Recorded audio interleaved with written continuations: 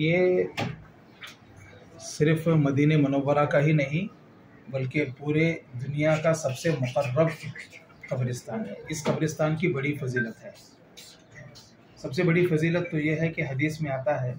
अल्लाह के रसूल सल्लल्लाहु अलैहि वसल्लम ने इरशाद फरमाया, अगर तुम में से कोई आदमी इस बात की इस्तिताअत रखता है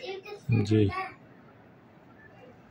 कि वो मरे तो उसको चाहिए कि वो मदीने मुनव्वरा में आकर मरे। हालांकि इंसान की अपनी इस्तिताअत तो है नहीं कि वो खुद से मरे। तो इस हदीस के अंदर ये बात बताई गई है कि मदीने मुनव्वरा में मरना इंसान के लिए बहुत ज़्यादा फजीलत वाला और इंसान के लिए बहुत ही ज़्यादा अहमियत वाला मकाम होगा।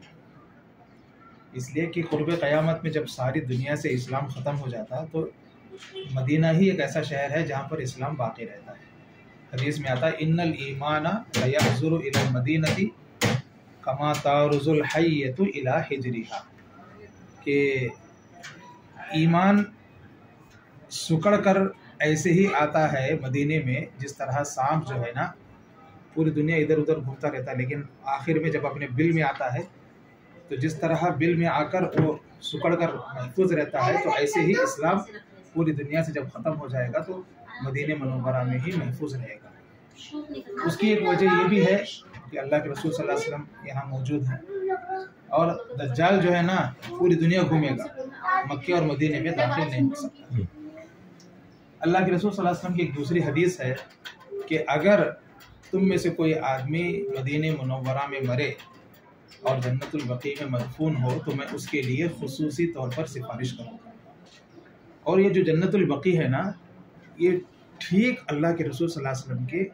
कदमों के साये में है, यानी जिस तरफ आपके पैर मुबारक है ना उसी तरफ ये जन्नतुल बकी है। इधर किबला है और जो है आमतौर पर मैयत को किबला रुख लिटाया जाता है तो पैर हमारे इस तरफ होंगे ना, तो फिर जन्नतुल बकी अल्लाह के रसूल सल्लल्लाहु अलैहि वसल्लम के कदमों के नीचे है। ठीक है, और भी बहुत सी फजीलतें हैं, लेकिन इस मुख्तसर वक्त में ये हमारी खुशकिस्मती है कि हमें एक ऐसा कमरा मिला, एक ऐसा व्यू मिला जिससे हम जन्नतुल बकी का आसानी के साथ जो है दीदार और ज़ियारत कर सकते हैं।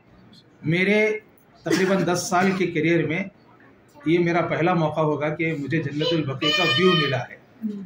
इससे पहले जो है ना हम दूर से अलग अलग जो है एंगल से ही कभी मीनार नज़र आती, कभी कुछ नज़र आता, लेकिन जन्नतुल बकी मुकम्मल जो है ये पहली मर्तबा ये हमें नज़ारा मिल रहा है। इस पर अल्लाह का हम शुक्र बजाना है। अब जन्नतुल बकी की तरफ हम देखें तो यहाँ पर तकरीबन 10,000 से ज़्यादा सहाबा इकराम मदफून हैं। इसमें खुसूसियत के साथ आप सल्लल्लाहु अलैहि वसल्लम की बेटियाँ हज़रत ज़ैनब, हज़रत रुक़ैया, हज़रत उम्मे कुलसूम और हज़रत फ़ातिमतुज़ ज़हरा, और आपकी बीवियों में 9 बीवियाँ हज़रत खदीजा और हज़रत मैमूना, नहीं हज़रत सौदा, ये 2 छोड़कर बाकी सारी हज़रत आयशा, हज़रत हफ्सा, हज़रत ज़ैनब, हज़रत सौदा, क्या कहते हैं, जितनी भी आप सल्लल्लाहु अलैहि वसल्लम की अज़वाज मुतहरात हैं, हज़रत जुबैरिया, वो सब यहीं पर मदफून हैं। और आपके ख़ानदान वालों में हज़रत इमाम ज़ैनुल आबिदीन हैं, हज़रत हसन हैं, अहले बैत के बहुत से अफराद यहाँ पर मदफून हैं। सहाबा इकराम के अंदर हज़रत अब्दुर्रहमान इब्न औफ, हज़रत उस्मान इब्न मज़ऊन, अबू सईद खुदरी, हज़रत उस्मान इब्न अफ़्फ़ान और आप सल्लल्लाहु अलैहि वसल्लम की फूफियाँ हज़रत ज़ैनब, हज़रत आतिका वगैरह वगैरह, ये सब यहाँ पर मदफून हैं। अइम्मा इकराम में हज़रत इमाम मालिक रहमतुल्लाहि अलैह की कब्र मुबारक। हमारे अकाबिरीन में से हज़रत मौलाना ज़करिया साहब शेखुल हदीस मुहाजिर मदनी, हज़रत बदर आलम साहब मीरटी मुहाजिर मदनी वगैरह वगैरह और भी बहुत सारी फहरिस्त है। ये सब हजरात यहाँ पर आराम फरमा रहे हैं। अब इसमें जो है ना क्या है कि मखसूस जो सहाबा इकराम हैं, बड़े बड़े सहाबा इकराम, उनकी कब्रें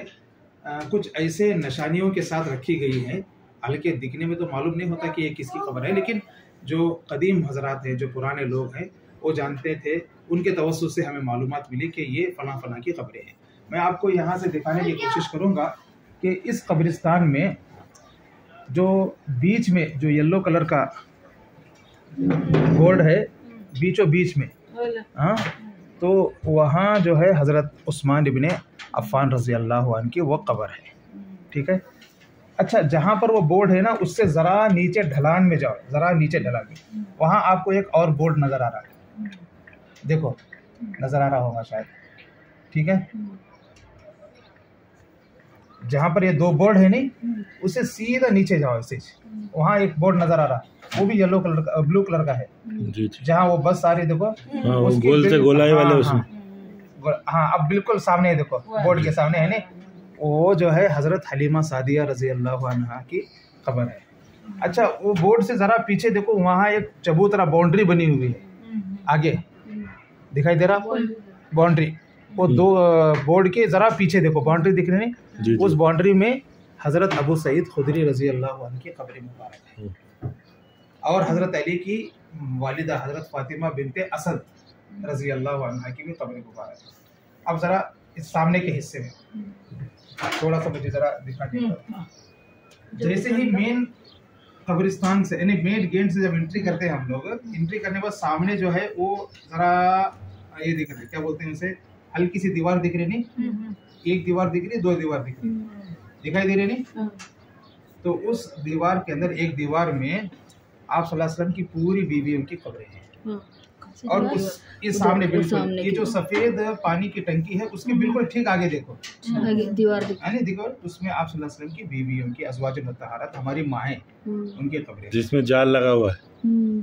जाल नहीं, इधर दीवार सामने है, इधर अच्छा अच्छा, ये दीवार है, छोटी दीवार है, पुरानी दीवार है,